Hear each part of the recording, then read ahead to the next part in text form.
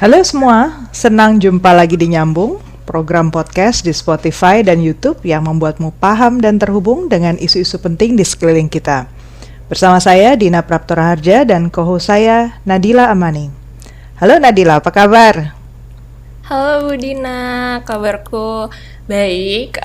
Ibu sehat, selalu sehat Ibu Dina dan keluarga. Puji Tuhan sehat. Ini episode keberapa ya Nat ya? Wah, hari ini nyambung akan merekam episode ke-7 Ibu Dina. Jadi para pendengar juga pasti udah sadar kan kalau hari ini kita kembali menggunakan bahasa Indonesia dalam berdiskusi. Karena hari ini kita akan membicarakan semua tentang jaminan kesehatan di Indonesia ya Bu Dina ya. Namun sebelum mulai, kayaknya aku harus memperkenalkan Bapak yang akan ikut diskusi kita nih Bu Dina. Nyambung kedatangan Dr. Franciscus Joyo Adi Sumarta atau Pak Frans. Halo Pak Frans. Halo, selamat malam Nadila, Bu Dina. Apa kabar semuanya? Baik Pak Frans, alhamdulillah. Apa kabarnya juga Bapak? Ya, baik. Mendengar banyak teman-teman kena COVID, jadi kita harus lebih hati-hati ya. Jangan terlalu banyak keluar rumah. Benar-benar setuju. Kan lagi ada PPKM darurat ya Pak sekarang. Hari ini ya. Kita ngerekam hari ini tanggal 3 Juli. Ini hari pertama PPKM darurat. Oke, kalau aku boleh memperkenalkan sedikit tentang Dr. Frans, beliau adalah spesialis kesejahteraan sosial yang punya pengalaman lebih dari 20 tahun di bidang perlindungan tenaga kerja di berbagai sektor. Salah satunya kelapa sawit. Jadi sepertinya Pak Frans itu sangat tepat ya untuk bicara di episode kali ini. Beliau juga merupakan salah satu peneliti di Synergy Policies. Selamat bergabung Pak Frans. Kita tidak sabar untuk mendengar pemikiran-pemikiran dari Pak Frans. Oke, kembali lagi ke Bu Dina. Hari ini kita akan membicarakan seputar jaminan kesehatan nasional di Indonesia ya Bu. Jadi kira-kira apa aja sih yang akan disentuh dalam nyambung hari ini? Ya, selamat datang ya Pak Frans. Terima kasih sudah bergabung kali ini buat nyambung. Topik kita kali ini adalah seputar patient navigation, alias bantuan pendampingan bagi pasien untuk mendapatkan jaminan kesehatan yang bermutu dan sesuai kebutuhan. Nah, istilah patient navigation ini umumnya digunakan di negara-negara maju. Tapi sebenarnya juga bisa ditemukan dalam penelitian terakhir yang dilakukan oleh Synergy Policies yang didukung oleh Alliance for Health Policy and System Research, WHO Jenewa. Karena fenomena ini ternyata juga berkembang di negara-negara berpenghasilan menengah dan rendah, termasuk juga di Indonesia.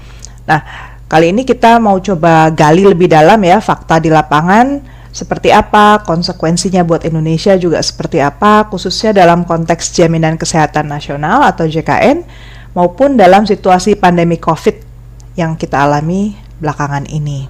Oke, wah berarti kita akan banyak bincang-bincang seputar bantuan pendampingan bagi pasien JKN dan bagaimana cerita-cerita jaminan kesehatan di negara selain Indonesia ya Bu Dina ya.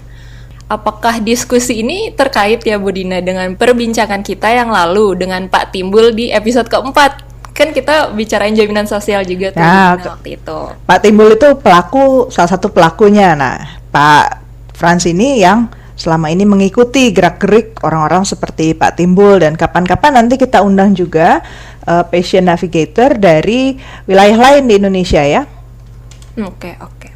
Oke, berarti pendengar nyambung boleh nih intip episode keempat kita seputar jaminan sosial, karena kayaknya akan nyambung dengan episode ke-7 ini ya Bu Dina. Oke, tadi Ibu bilang bahwa sebutan patient navigation itu sering digunakan di negara-negara maju. Sebenarnya patient navigation itu apa sih Ibu Dina, Pak Frans? Oke, baik, terima kasih Nadila. Jadi sebetulnya patient navigation itu adalah satu konsep yang berkembang di Amerika ya pada tahun sekitar Presiden George Bush yang pertama ya, itu 2001 tuh 2001-an ya. Okay. Jadi waktu itu sebetulnya lebih ke ada masalah nih di Amerika pada tahun 2009 itu. Menurut sensus tahun tersebut ada sekitar 43 orang juta yang tergolong miskin, tidak punya asuransi, dan lebih spesifik lagi adalah mereka yang berkulit hitam, keturunan dari Amerika Latin, kemudian tidak punya KTP atau ID ya, karena kebanyakan mereka itu masuk ke Amerika secara ilegal, atau mereka lahir di Amerika dari keluarga yang tidak punya identitas dan lain sebagainya. Akibatnya mereka tidak punya akses untuk ke sistem asuransi di Amerika. Nah, kemudian kenapa itu jadi problem ya? Karena di Amerika mungkin karena kebiasaan juga ya, cara hidup, gaya hidup mereka yang sangat tidak teratur, khususnya kaum miskin. Kalau Anda lihat di Amerika, justru masyarakat miskin di sana itu besar-besar tubuhnya, gemuk gitu. Bukan berarti mereka itu kaya ya, tetapi karena mereka makan makanan yang tidak sehat. Makanan itu misalnya daging, bagian yang lemaknya, atau kalau minum juga terlalu banyak gulanya, sodanya. Karena apa? Karena itu memang yang paling murah ya, paling bisa diakses untuk konsumsi setiap hari. Kalau beli air mineral itu justru lebih mahal gitu. Kalaupun mereka mau menggunakan air yang langganan dari misalnya PDAM-nya di Amerika, itu pun juga untuk daerah-daerah tertentu tidak terjamin kebersihannya. Sama lah, contoh kasusnya kayak di Jakarta Utara seperti itu. Nah, akibatnya mereka ini adalah kelompok-kelompok yang mudah untuk terkena penyakit kanker. Nah, kalau penyakit kanker itu sebetulnya adalah satu penyakit yang bisa dikontrol atau diobati ya, asalkan dia sejak awal itu sudah dideteksi, namanya di screening gitu. Nah, masyarakat yang miskin ini kan pertama dia nggak punya uang, kedua dia juga nggak punya informasi soal penyakit kanker, kemudian juga mereka tidak punya maksudnya antara makan dan ke rumah sakit, mereka pasti akan lebih milih untuk makan gitu, uangnya ya dipakai untuk makan daripada ke rumah sakit. Kalau masih sehat kok ngapain ke rumah sakit gitu. Nah, tapi dalam jangka panjang kelompok masyarakat ini justru yang kalau masuk ke rumah sakit tuh bergelombang-gelombang ya, sangat banyak dan sudah nggak bisa ditangani karena udah sampai stadium yang sangat tinggi, stadium 4 dan lain sebagainya. Dan semakin tinggi stadiumnya maka semakin mahal. Nah, semakin mahal maka mereka malah memilih semakin ya udahlah mati aja gitu kan. Nah, ketika mereka meninggal maka akan tumbuh lagi lah kemiskinan. Karena apa? Karena anak-anak mereka kan nggak punya orang tua lagi, tidak ada lagi yang memberikan mereka makan karena anak itu kan belum waktunya untuk bekerja. Tapi kalau orang tua mereka sudah tidak bekerja atau mungkin hanya satu orang yang bekerja, yang lainnya sudah meninggal, maka mau nggak mau, misalnya mereka juga mereka kebanyakan punya anak banyak ya. Kalau anaknya nomor 1 bisa sekolah, mungkin anaknya yang kedua, 3, 4 tidak bisa atau sebaliknya seperti itu. Nah, oleh sebab itu maka pada tahun 2010-an itu ada dokter namanya George Freeman, dia mengusulkan tentang adanya patient navigation. Nah, patient navigation ini kemudian dia kembangkan pertama-tama di daerah Baltimore gitu. Memang satu daerah yang kita bilang kalau disebutnya Bronx ya, daerah kulit hitam yang sangat miskin di situ. Nah, muncullah patient navigation. Nah, siapa itu patient navigation? Adalah orang-orang yang terlatih untuk bisa membantu masyarakat di sana aware tentang kanker itu. Dan selain dari profesional, juga kemudian ada orang lokal yang bisa membantu menjelaskan tentang apa itu patient navigation dan apa itu tentang kanker. Karena kalau tidak menggunakan orang yang lokal atau orang komunitas tempat, itu sangat sulit untuk menerjemahkan pesan ya, bahasa-bahasa yang sangat rumit dalam istilah kedokteran atau kesehatan masuk ke dalam konteks lingkungan mereka. Bahkan mereka ada juga yang nggak bisa bahasa Inggris ya, misalnya untuk yang masyarakat Amerika Latin atau yang dari Asia, dari Korea gitu.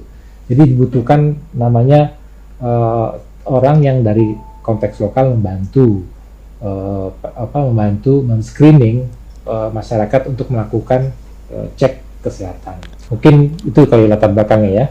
Oh, oke. Menarik Pak Frans tentang sejarah patient navigation itu ya. Berarti patient navigation itu awalnya karena cancer ya, Bu Dina? Ya, jadi kalau di Amerika Serikat sebagai salah satu sumber pertama literatur soal patient navigation ini awalnya memang dari Amerika Serikat. Jadi yang tadi disebut Pak Frans, ada Dr. Freeman, beliau itu presiden dari American Cancer Society.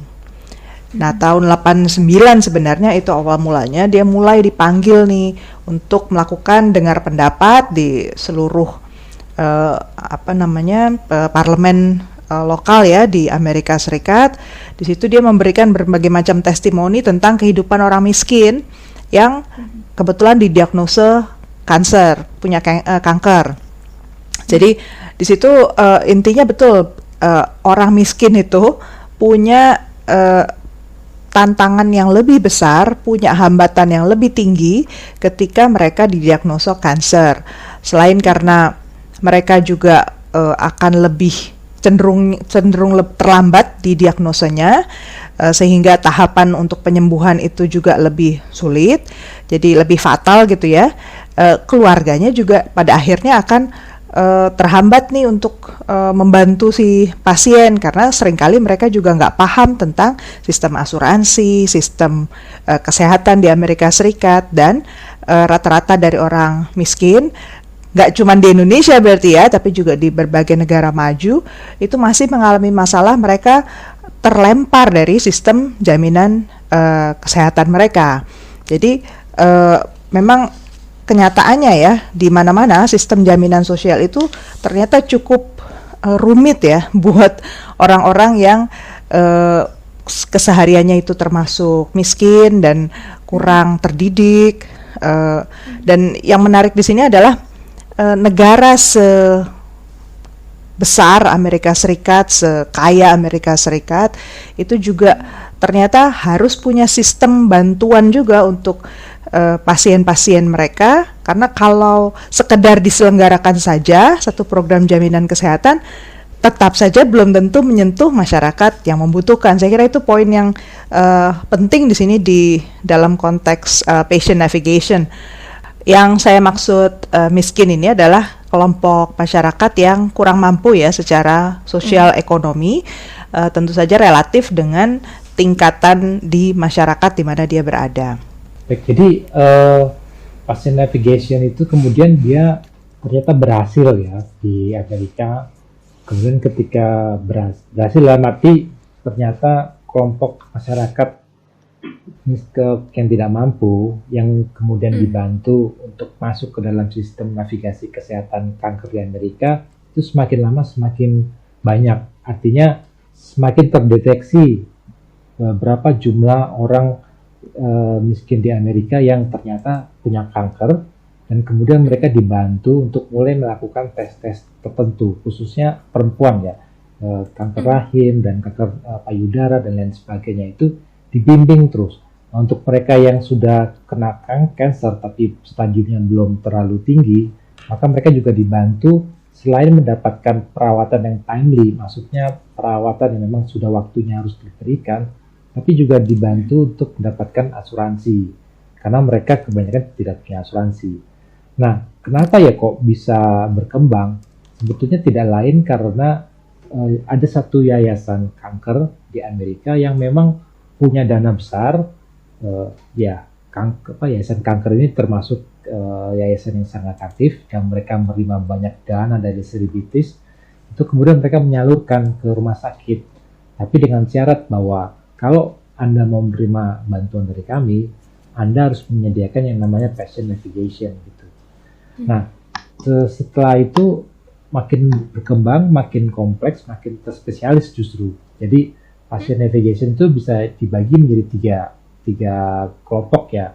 Pertama adalah patient navigation yang terdiri dari orang-orang yang memang profesional, misalnya dengan latar belakang kesehatan, latar belakang pekerja sosial, latar belakang perawat, dan latar belakang kedokteran, mereka menjadi patient navigation. Dalam arti tidak hanya menangani, memberikan nasihat-nasihat soal kesehatan, tapi juga soal sosial. Nah, selain itu ada juga yang disebut patient navigation lay person. Nah, kata lay person ini merujuk kepada sekelompok individu yang tidak punya latar belakang profesional, tapi bersedia untuk dilatih gitu. Jadi misalnya dia tokoh masyarakat, tokoh kulit hitam di sana, tokoh gereja, tapi mereka punya pengaruh. Nah, mereka masuk ke dalam satu program, diberikan pelatihan selama 6 bulan sampai setahun tentang kanker, bagaimana gejala dan lain sebagainya sampai terminasi. Nah, mereka kemudian membantu juga melakukan pencaharian masyarakat miskin yang kemungkinan terkena kanker. Nah, kelompok yang ketiga adalah kombinasi nih antara yang profesional dengan lay persons. Jadi ini kebanyakan untuk menangani kasus yang sangat besar dan kasus kanker yang sangat berat. Jadi dibutuhkan tidak hanya profesional, tapi juga orang dari lingkungan setempat yang bisa membantu pasien bisa memulihkan kesehatannya.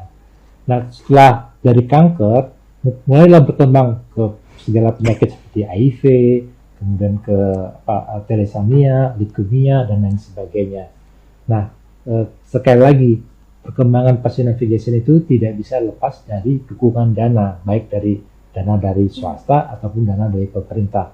Nah, ini yang kemungkinan tidak ada di negara seperti kita di Indonesia. Oke, menarik sekali ya Pak Frans, Bu Dina. Soalnya aku ingat di episode keempat kita yang lalu sama Pak Timbul, itu kan kita sharing cerita tentang gimana sih pengalaman Pak Timbul sebagai salah satu organisasi navigator dalam membantu orang-orang yang mau akses jaminan sosial nih tapi kesusahan. Berarti kalau kayak gitu ternyata nggak cuma di Indonesia aja ya Bu Dina, Pak Frans. Berarti emang dari negara-negara maju, bahkan kayak Amerika emang ada para navigator ini. Gimana sih Bu Dina, Pak Frans, ceritanya kalau misalnya di negara maju dan negara berkembang? Jadi kalau di dalam konteks universal health coverage atau kesehatan semesta, pada dasarnya tujuan semua negara itu menjamin agar tercipta layanan kesehatan yang berkualitas dan sesuai dengan kebutuhan setiap pasien. Itu yang disebut equitable. Jadi setiap orang tentu punya kebutuhan yang berbeda, entah itu dari genetiknya, entah itu dari tingkatan keparahan penyakitnya, bahkan gender. Itu ada faktor-faktor yang memang membuat seseorang nggak bisa tuh diperlakukan sama aja.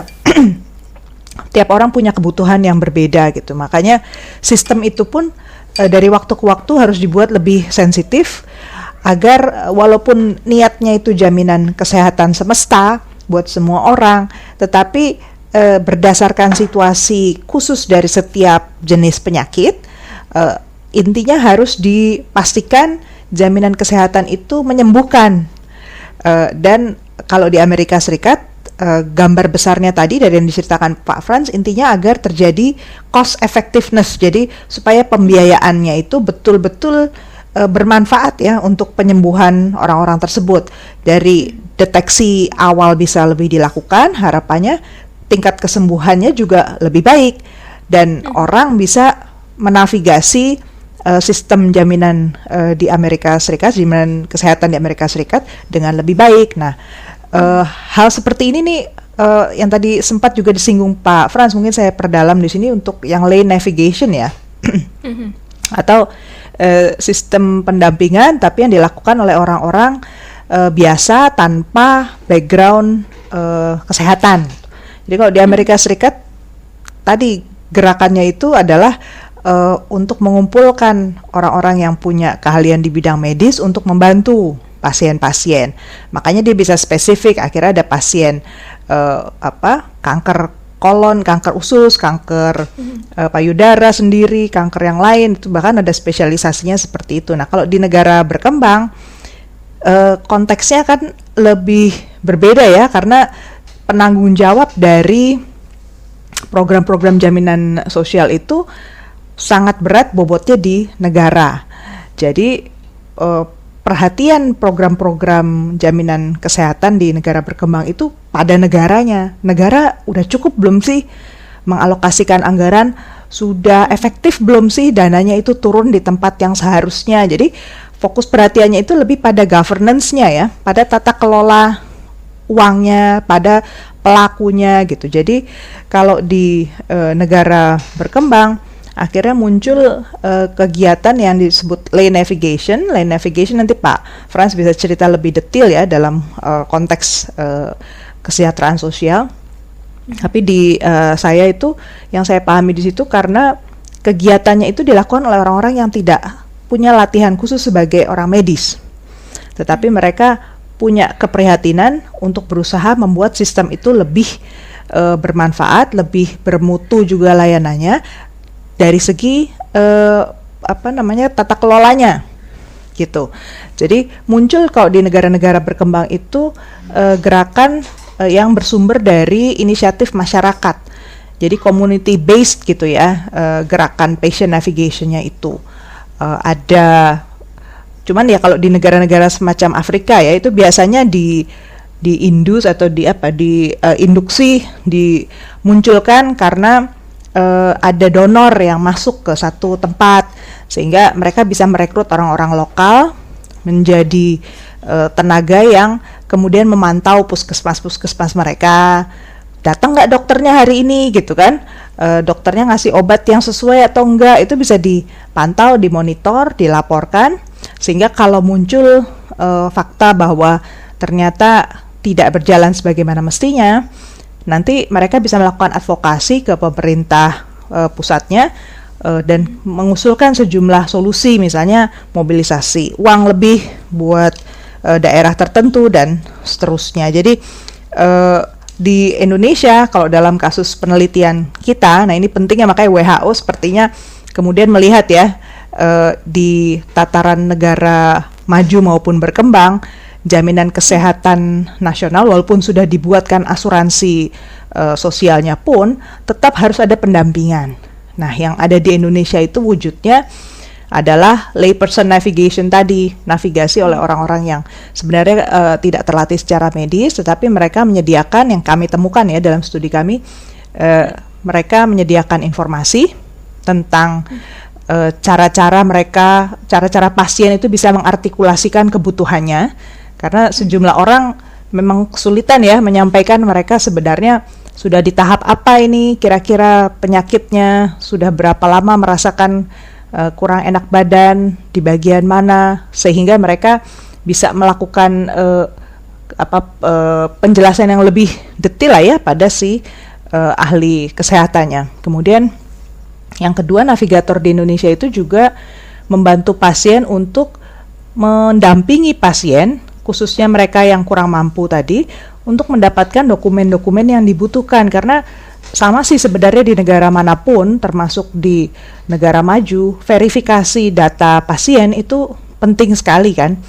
Jangan sampai salah sasaran, makanya dokumentasi yang lengkap, kemudian namanya sesuai dengan alamatnya itu jadi penting. Nah, cuman masalahnya kalau di negara berkembang, data pendudukan itu jauh lebih nggak lengkap lagi dibandingkan di Amerika Serikat. Jadi dan sayangnya orang baru sadar itu sesudah dia sakit atau mau berhubungan dengan instansi pemerintah. Nah, kalau sudah terlanjur sakit, apalagi anggota keluarganya juga kurang mampu untuk menemani gitu ya, apalagi nggak punya keluarga ya, harus didampingi. Itu gunanya navigator. Mereka mengantar ke RT RW, bahkan ada yang sampai ke kantor dinas agar mendapatkan dokumen-dokumen yang dibutuhkan. Kemudian bahkan menghantar ya, membantu menelpon rumah sakit adanya available di mana, tersedianya di mana gitu. Dan dalam kasus yang kami temukan juga, mereka sampai di tahapan bernegosiasi kalau sampai ternyata pasien itu harus menanggung satu biaya tertentu, bagaimana caranya supaya boleh dicicil. Jadi negosiasi semacam ini dibantu dilakukan oleh orang-orang yang merasa lebih paham tentang sistem rumah sakit maupun sistem kesehatan nasional. Lalu yang ketiga itu navigator di Indonesia melakukan penyuaraan tentang pola-pola masalah ya. Jadi mereka sesudah menerima keluhan dari berbagai pasien, mereka berkumpul dan menyatukan pikiran, melihat berarti pola yang sering terjadi di daerah kita seperti ini ya. Nah, dari materi itu mereka sampaikan kepada otoritas JKN untuk melakukan satu perubahan.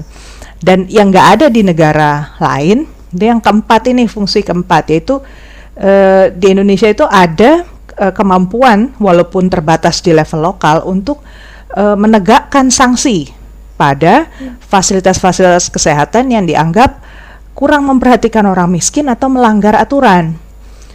Jadi gerakan navigator di Indonesia ini betul-betul sangat concern ya pada kalangan yang rentan, kalangan yang kurang mampu, karena menurut mereka jangan sampai masalah-masalah administrasi atau masalah antar lembaga di Indonesia ini dibebankan justru pada pasien pada saat sakit. Ini yang menarik fenomenanya menurut saya. Oke, baik.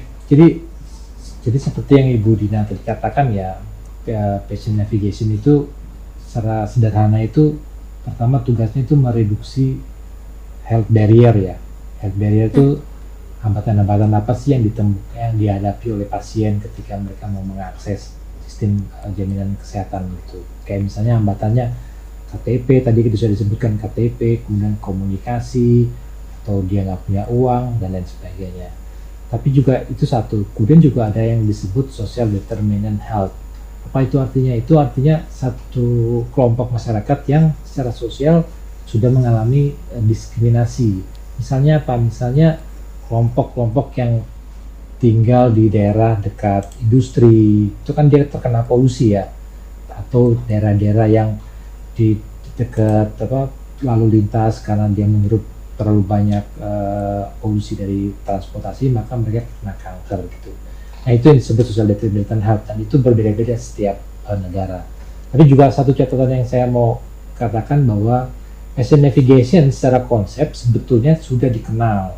Saya melihat beberapa catatan dari yayasan kanker, itu mereka sudah menyebut ada satu program patient navigation. Tapi saya belum melihat apakah patient navigation yang diformulasikan oleh yayasan tersebut memang aktif menyasar turun ke bawah ya, ke kelompok-kelompok atau komunitas atau daerah tertentu yang dicurigai punya prevalensi kanker yang tinggi. Satu, dan kedua juga ada satu bentuk patient navigation yang kalau di Amerika atau di negara maju itu yang melakukan adalah para layperson atau para profesional atau gabungan keduanya, maka di Indonesia yang ditemukan adalah pasien itu sendiri yang melakukan navigasi. Contohnya itu adalah kelompok pengidap gagal ginjal, komunitas pengidap gagal ginjal. Jadi si pasien ginjal itu sendiri yang membantu teman-teman mereka untuk mengakses layanan ginjal atau sistem akses jaminan JKN untuk mendapatkan layanan ginjal. Jadi ini yang nggak ditemukan, karena gimana ya, bayangkan orang sakit ginjalnya sudah tidak berfungsi dengan normal, harus membantu temannya yang juga punya pengalaman yang sama. Itu sangat berat sekali saya pikir, dan itu saya rasa belum ada di negara lain kecuali di Indonesia. Oke. Menarik sekali aku mendengarkan perbincangan Pak Frans sama Bu Dina. Iya, menarik juga Nadila memang. Dan di sini kita perlu lihat ya bahwa pada dasarnya manusia itu selalu ingin saling membantu ya, karena kalau seiring dengan meningkatnya cakupan kesehatan lewat asuransi, ternyata yang menarik di sini meningkat pula animo masyarakat untuk berpartisipasi sebagai peserta. Nah, itu yang kadang-kadang kalau dalam konteks Indonesia masih sering diragukan. Orang hanya berpikir bahwa pasien itu semata-mata hanya mencari keuntungan lah dari sistem JKN. Itu yang kadang-kadang saya masih kurang sreg ya ketika mendengar dialog-dialog di kalangan publik kita ya, yang mengesankan bahwa kalau jadi pasien itu cuman cari untungnya aja gitu ya. Mereka kurang melihat bahwa di kalangan masyarakat pada umumnya, saya katakan pada umumnya, bahkan bukan hanya kalangan berkebutuhan khusus atau yang kurang mampu tadi, tapi pada umumnya pasien itu sebenarnya akan mengalami beban penyakit ya, atau kalau istilah globalnya itu ada burden of disease gitu. Ketika orang menderita satu penyakit, apalagi yang kronis, apalagi yang fatal, maka bukan hanya si orang itu yang kemudian keseluruhan hidupnya akan berubah, entah dia jadi lebih sulit bekerja, tidak bisa bekerja dengan pola jam kerja yang normal karena badannya tidak mampu, tetapi bukan berarti kemudian orang ini juga berhak di terminasi hubungan kerjanya atau mengalami PHK kan. Nah, dalam situasi yang sulit seperti itu, apalagi keluarganya mungkin masih punya tanggungan anak-anak atau istrinya ternyata belum pernah punya pengalaman bekerja, itu yang disebut needs tadi, yang disebut kebutuhan khusus yang juga perlu diperhatikan. Jadi hal-hal seperti ini yang masih minim ya dipahami di konteks Indonesia. Orang dianggapnya semua sama, kalau dia mau ikut jaminan sosial ya dia harus bayar, itu aja selesai. Padahal masalahnya tidak berhenti di situ. Ada hal-hal khusus yang berbeda untuk setiap pasien. Nah, tadi saya ralat sedikit yang Pak Frans sebut tadi, komunitas penderita gagal ginjal tadi disebutnya KPCDI, komunitas pasien cuci darah Indonesia. Ini kelompok yang luar biasa menurut saya ya, karena bukan hanya mereka berorganisasi untuk membantu sesama pasien yang sudah biasanya divonis akan sangat sulit ya hidupnya, dan karena dia harus selalu cuci darah, tetapi mereka justru banyak sekali terlibat aktif dalam menyuarakan dukungan-dukungan bagi kelompok-kelompok yang membutuhkan. Jadi bahkan di tahun 2020 mereka sempat mengajukan tuntutan ke Mahkamah Agung dan dikabulkan untuk membatalkan satu peraturan pemerintah untuk menaikkan tarif iuran BPJS. Jadi luar biasa ya upaya mereka itu untuk membantu sesama pasien gitu. Nah, mungkin Pak Frans bisa ada yang mau ditambahkan dalam hal konteks patient navigation di Indonesia ke depannya ini, sustainability-nya seperti apa teman-teman yang sekarang bergerak di sana, apalagi dalam konteks COVID mungkin kita perlu juga nih kasih gambaran pada pendengar nyambung. Saya pikir untuk masa depan patient navigation ini sebetulnya satu kelompok yang sangat promising ya untuk membantu masyarakat yang tidak mampu atau masyarakat menghadapi hambatan ketika mereka mengakses sistem JKN. Tapi memang dilemanya adalah kalau kelompok ini diformalisasi, maka kekhawatirannya bahwa anggota dari kelompok navigator ini akan sibuk dengan urusan-urusan yang bersifat administratif. Dan kita tahu sendiri bahwa kalau sudah urusan administratif, maka perlu ada namanya gaji, perlu adanya pencarian dana, dan perlu ada kantor, dan lain sebagainya, perlu izin dan lain sebagainya. Dan rasanya mereka tidak mampu untuk melakukan itu. Karena kalau mereka melakukan itu, maka fokus utamanya untuk membantu masyarakat yang tidak mampu justru semakin berkurang. Tapi di sisi lain, kalau mereka tidak melakukan formalisasi, dalam arti ada satu organisasi yang memang perlu ada pendidikan, update pengetahuan tentang JKN, undang-undang kesehatan, penyakit tertentu, dan lain sebagainya, maka mereka juga kurang maksimal untuk membantu pasien yang mungkin akan mengalami gejala-gejala yang baru ya, khususnya pasca COVID ini gitu. Nah, saya pikir ini harus, saya pikir jalan tengahnya adalah mungkin bisa diberikan satu pelatihan khusus dalam kaitan misalnya dengan COVID, apa yang harus dilakukan oleh navigator dalam ketika mereka menerima pasien COVID, pasca COVID ataupun yang baru kena COVID ya. Langkah-langkahnya apa? Itu mungkin ada training dari pemerintah supaya mereka jauh lebih bisa siap memberikan nasihat kepada mereka sebelum membawa pasien itu ke rumah sakit. Misalnya, oke, ibu silakan atau bapak silakan istirahat di rumah dulu, isolasi mandiri, diberitahu ya caranya apa, obatnya apa, vitaminnya apa. Nah, itu mungkin membantu sehingga mereka tidak harus ke rumah sakit, karena di rumah sakit kan fasilitasnya pun juga sudah sangat terbatas gitu. Saya pikir seperti itu yang ke depan yang harus dilakukan. Tapi juga saya yakin dengan semakin membaiknya sistem JKN, maka dari pasien navigator ini pun juga akan semakin mengimbangi perbaikan-perbaikan tersebut. Makanya kita juga belum tahu tapi caranya gimana, mungkin gitu. Setuju Pak, apalagi kan sekarang lagi pandemi ini, banyak orang-orang yang sebenarnya kena tapi bisa diisolasi mandiri di rumahnya masing-masing. Jadi sebenarnya peran komunitas itu juga penting juga ya, Bu Dina, Pak Frans. Kalau menurut Bu Dina gimana? Ya, menurut saya ke depan ini input-input dari kelompok-kelompok navigator yang nanti secara bertahap kita share lah ya di Nyambung, bentuknya apa saja. Ada yang di setiap daerah punya kekhasan masing-masing, siapa saja penggeraknya. Bahkan nanti suatu saat kita undang juga, mudah-mudahan kita bisa ajak teman dari KPCDI ya untuk juga share, karena ada macam-macam bentuk lah intinya yang ada di Indonesia yang terlibat dalam patient navigation. Nah, semua ini sebenarnya memberi input pada otoritas JKN.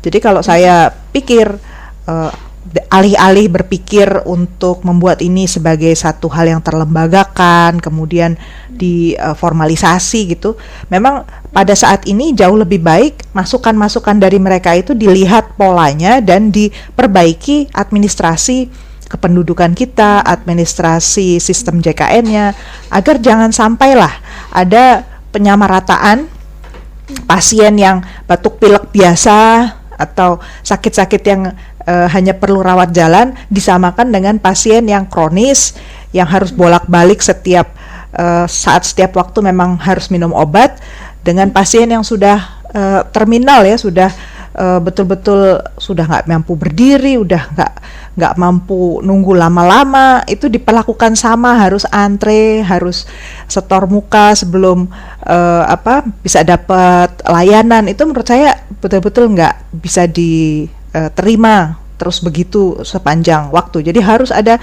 perbaikan, memang harus ada pemilahan ya, pemilahan layanan agar masing-masing nanti menerima kebutuhannya dengan lebih baik. Itu yang pertama. Lalu yang kedua, saya pikir perlu ada affirmative action ya.